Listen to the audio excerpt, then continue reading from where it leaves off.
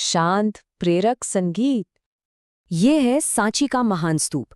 पहली नज़र में देखने पर यह वास्तुकला का एक बेजोड़ नमूना लगता है, पर असल में ये सिर्फ एक इमारत से कहीं ज्यादा है।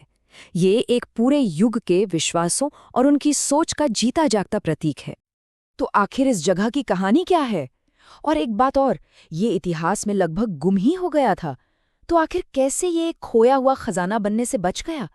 चलिए आज इस प्राचीन अजूबे के रहस्यों से पर्दा उठाते हैं। मजे की बात यह है कि इसकी कहानी इसके बनने से नहीं बल्कि इसके बचने से शुरू होती है। एक ऐसी कहानी जो लगभग नामुमकिन सी लगती है। हुआ ये कि 19वीं सदी में जब फ्रेंच और ब्रिटिश खोजकर्ताओं ने इसे दोबारा खोजा तो उनकी तो आंखें फटी की फटी रह गईं।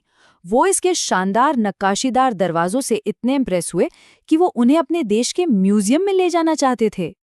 लेकिन तब एंट्री होती है इस स्तूप की संरक्षकों की। भोपाल की शासक शाहजहां बेगम और उनके बाद सुल्तान जहां बेगम। ये दोनों इस औपनिवेशिक लालच के सामने बिल्कुल एक चट्टान की तरह खड़ी हो गई। और यहाँ उन्होंने कमाल की डिप्लोमेसी दिखाई। उन्होंने असली गेटवेज देने से साफ मना कर दिया। इसके बदले में उन्होंने हूबहू प्लास्टर की कॉपीज बनवाकर यूरोपियन लोगों को दे दी। और कमाल देखिए, वो मान भी गए और इस तरह ये बेशकीमती धरोहर अपनी जगह भारत में ही महफूज रह गई। और बात सिर्फ बचाने तक ही नहीं रुकी, उन्होंने तो इस जगह की किस्मत ही बदल दी।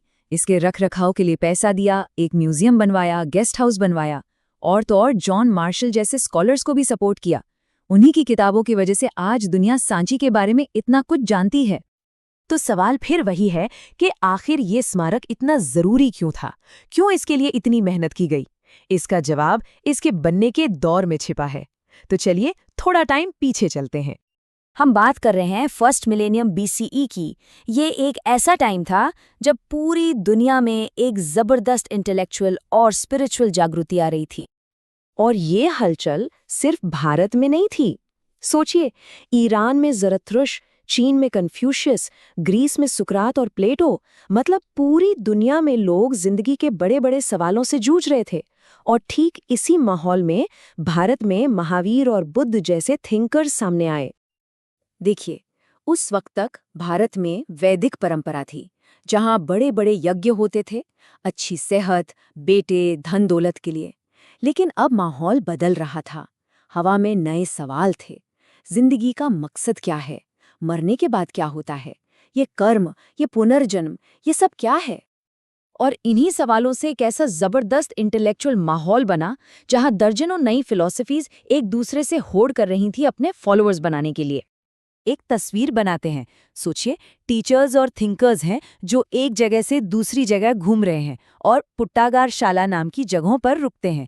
ये नुकीली छतों वाली झोपड़ियां होती थीं जहां जोरदार बहसें होती थीं। और पता है क्या होता था? अगर कोई टीचर बहस हार जाता तो वो अपने सारे फॉलोअर्स के साथ जीतने वाले का शिष्य बन जाता था। कमाल है ना? ये समझ लीजिए कि उस दौर में विचारों का एक ओपन मार्केट था। एक तरफ ब्राह्मणवाद था, जो कहता था कि आपका अस्तित्व आपकी जाति और जेंडर पर निर्भर करता है, वेदों के हिसाब से। दूसरी तरफ थे बौद्ध और जैन धर्म, जो कह रहे थे कि नहीं, कोई भी इंसान अपनी मेहनत से मोक्ष पा सकता है। और तो और आजीवक थे, जो मानते थे कि सब कुछ पहले से तय है। और लोकायत थे, जो कहते थे कि भाई मरने के बाद कुछ नहीं होता। जैसे एक भौतिकवादी विचारक थे अजित केसकम्बलिन। उनका मानना था कि इंसान 4 तत्वों से बना है। जब वो मरता है तो सब कुछ वापस उन्हीं तत्वों में मिल जाता है। मृत्यु के बाद कुछ भी नहीं बचता। अब सोचिए, ये सिर्फ एक फिलॉसफी नहीं थी, ये उस समय के स्थापित धार्मिक सिस्टम पर एक सीधा हमला था। तो विचारों के इस महासागर में से मुक्ति के 2 सबसे पावरफुल रास्ते निकलकर सामने आए, जैन धर्म और बौद्ध धर्म। जैन धर्म का जो कोर कॉन्सेप्ट है वो ये है कि ये पूरी दुनिया, ये पूरी कायनात जिंदा है। पत्थर, चट्टान, पानी, सब में जान है। और अगर सब में जान है तो इसका मतलब है कि किसी को भी तकलीफ नहीं पहुंचानी चाहिए। और यहीं से आता है उनका सबसे बड़ा सिद्धांत, अहिंसा। तो इस जन्म मरण के साइकिल से निकलने का रास्ता क्या है? जैन धर्म में वो रास्ता है त्याग और तपस्या का। इसीलिए जो जैन साधु और साध्वियां होती हैं वो 5 व्रत लेते हैं। हत्या नहीं करना, चोरी नहीं करना, झूठ नहीं बोलना, ब्रह्मचर्य और किसी भी तरह की संपत्ति न रखना।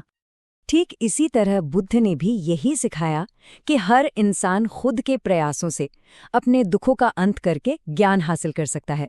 इसके लिए किसी बिचौलिए की, किसी पुजारी की या महंगे रिचुअल्स की कोई ज़रूरत नहीं। जाहिर है, ये बात भी उस वक्त के ब्राह्मणिकल सिस्टम के लिए एक बहुत बड़ी चुनौती थी। अच्छा, तो अब इस पूरे बैकग्राउंड को, इस पूरी फिलॉसफी को दिमाग में रखकर चलिए वापस वहीं चलते हैं जहां से हमने शुरू किया था, सांची के महान स्तूप पर।